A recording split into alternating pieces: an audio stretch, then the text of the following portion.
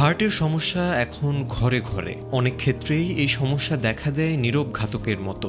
বোঝাও যায় না ঠিক কেন হৃদযন্ত্রের সমস্যা হলো। আসলে আমরা অনেক সময়ে অজান্তেই এমন কিছু অভ্যাস তৈরি করি যা আমাদের হৃৎপিণ্ডের স্বাস্থ্যের জন্য অত্যন্ত ক্ষতিকর হতে পারে।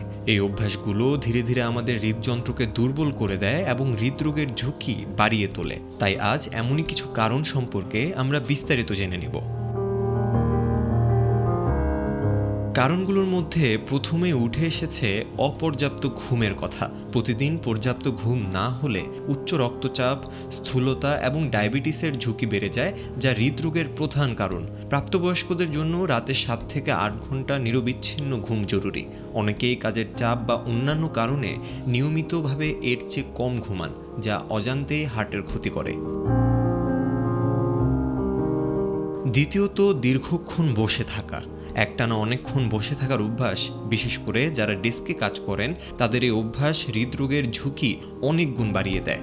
এতে শারীরিক নিষ্ক্রিয়তা সহ রক্ত সঞ্চালন ব্যাহত করে, কোলেস্ট্রলের মাত্রা বাড়ায় এবং ওজন বৃদ্ধিতে সাহায্য করে। প্রতি ঘন্টায় অন্তত একবার উঠে কিছুক্ষণ হাঁটাচলা করা বা হালকা ব্যায়াম করা জরুরি। তৃতীয়ত যে কারণ উঠে এসেছে তা হচ্ছে অতিরিক্ত মানসিক চাপ নেওয়া। দীর্ঘস্থায়ী মানসিক চাপ বা স্ট্রেস হৃৎপিণ্ডের স্বাস্থ্যের জন্য মারাত্মক ক্ষতিকর। মানসিক চাপের কারণে শরীরে কর্টিসল নামক হরমোনের নিরসন বেড়ে যায়, যা রক্তচাপ ও হৃদস্পন্দন বাড়িয়ে দেয়। নিয়মিত ধ্যান, যোগব্যায়াম বা পছন্দের কোনো কাজ করে মানসিক চাপ নিয়ন্ত্রণে রাখা উচিত। এই কারণগুলোর মধ্যে চতুর্থ হচ্ছে অস্বাস্থ্যকর খাদ্যাভ্যাস। প্রক্রিয়াজাত খাবার, অতিরিক্ত লবণ, চিনি ও ট্রান্স ফ্যাটযুক্ত খাবার নিয়মিত খেলে রক্তে খারাপ কোলেস্ট্রলের মাত্রা বেড়ে যায় এবং ধমনীতে প্লাক জমে, যা রক্ত চলাচলে বাধা সৃষ্টি করে হৃদরোগের ঝুঁকি বাড়ায়। অনেকেই এই ধরনের খাবারের প্রতি আসক্ত এবং এর দীর্ঘমেয়াদী ক্ষতি সম্পর্কে অবগত নন। সবশেষ যে কারণ উঠে এসেছে তা হলো পরোক্ষ ধূমপান।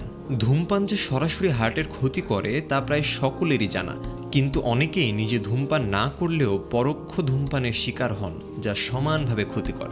ধূমপানের ধোঁয়ায় থাকা রাসায়নিক পদার্থগুলো রক্তনালীকে ক্ষতিগ্রস্ত করে এবং রক্ত জমাট বাঁধার প্রবণতা বাড়ায়, যা হার্ট অ্যাটাকের ঝুঁকি বৃদ্ধি করে।